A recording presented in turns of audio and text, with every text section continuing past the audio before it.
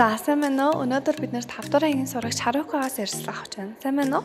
Сайн байна уу? Би 5-ын би ангийн сурагч Харука байна.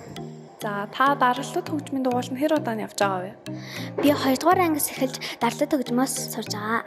Даралтууд хөгжмөөр сурсаар ямар ач холбогдол ач тустай санагдсан бэ? Гар маш уян болдог. Дээрээс нь цагийг хөгжилтэй өнгөрүүлдэг. За мөн 5 дугаар ангийн агсаж хатны сурагчид нь одоо 2 дугаар ангийн дүүнэртээ зааж өгдөг гэсэн. Энэ нь ямар ач холбогдолтой санагдсан бэ? Би өөрийнхөө мэддэг зүйлээ дүүнэртээ зааж өгөөд өөрийн чадвар ч гэсэн сайжраад мөн дүүнэрийн мэдлэг ч гэсэн сайжирч байгаа. За баярлалаа. Баярлалаа. За сайн байна уу агшаа, танд энэ өдрийн мэнд үгийг танаас хэдэн асуулт асууж болох вэ? За болоо. Та найралтууд заагаад одоо энэ мэргэжлэрээ хэр удаа ажиллаж байна? За багшны энэ мэргэжлээрээ 15 жил ажиллаж байна. За оюун төгс сургуульд яг багшлаад бол 3 дахь жилдээ багшилжээ.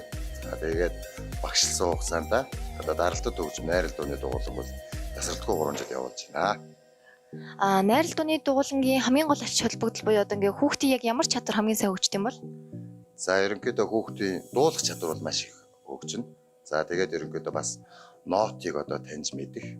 За тэгээд ингэнгүүтээ хүүхдүүдийн бас нэг төвчээр их шаарддаг. Тэгээд бусд хичээлдээ бас төвчээртэй хандах. Тэр чадварууд нь ерөнхийдөө илүү хөгждөг. За тэгвэл танд найралтуу заахын хамгийн сайхан үе нь ямар үе юм бэ? За ерөнхийдөө найралтуугаа заачаад за хүүхдүүд сураад дараад нь одоо бүх хүүхдүүд хоороор дуулаад түүнийгээ одоо сонсох нь хамгийн гоё байдаг да. Агшаа танд баярлалаа. За баярлалаа. Сайн байна уу агшаа? Хэдийн асууж болох уу? За. Йогийн хичээл нь бага насны хүүхдүүд хэрхэн яаж явагдсан юм бол? За одоо манай төрний бүтэц хамгааллын яг хичээл яаж явагддаг гэхээр үндсэн 3 хэсгээс бүрддэг. Эхний хэсэг бол мэдээж йогийн хичээлтэй холбогдолтой хүүхдүүдийн сонирхолтой ахуйнаас янз бүрийн йогийн поз байрлалуудыг ордог. За тэр нь болохоор үлгэртэй явагдаж ордог байгаа. Тэрээр онцлогтой. Ингэснээрээ хүүхдүүд дараа нь үлгэрээ өөрсдөө яриад гэртээ ч юм уу хаанч одоо дараалал тэр үлгэрээ яриад өөрөө тасгалаа их боломжтой гэсэн.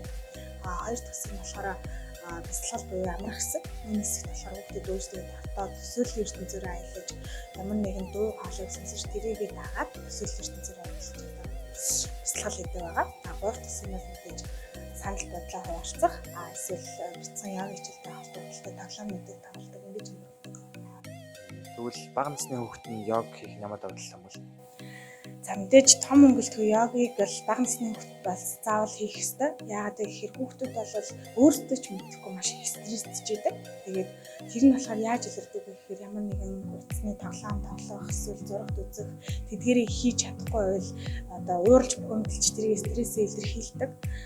Тэр стресс бухимдлыг бол хүүхдүүд өөрөөсөө яаж гадагшлуулах вэ?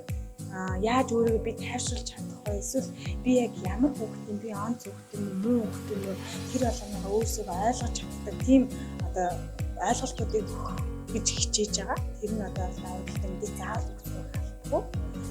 Эдгээр зүйлүүдийг одоо энэ төлөв зорж байна. За баярлалаа агшаа.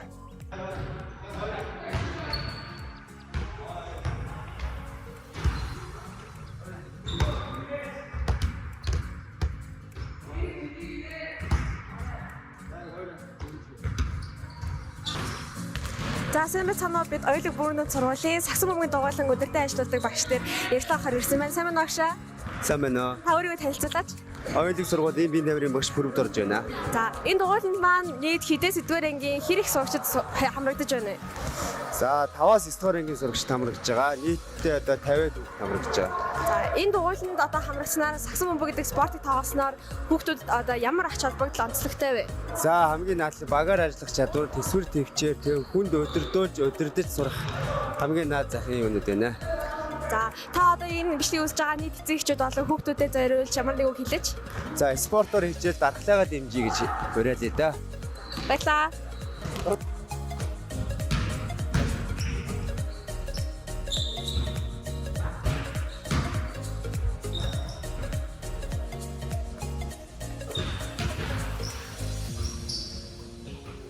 За одоо миний хажуу сагсан бөмбөгийн дугуйланд хамрагддаг сурагч зогссон байна. За сайн байна уу, өөрийгөө танилцуулаач.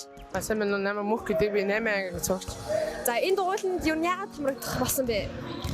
Миний хобби бол сакс. Тэгээд саксны дугуйланд хамрагдсан мэдээж яриг. За энэ дугуйланд хамрагснаар чамд ямар нэгэн өөрчлөлт хөгжил төвшил мэдэгдсэн үү? Мэдгэцэн. Би яг жилийн өмнө гэхэд тэнцэн дараа санагддаг байсан бол одоо яг энэ дугуйланд ерөөс санагддаг болсон тийм. Ямар тэнцэн байсан. За баярлалаа. Баярлалаа.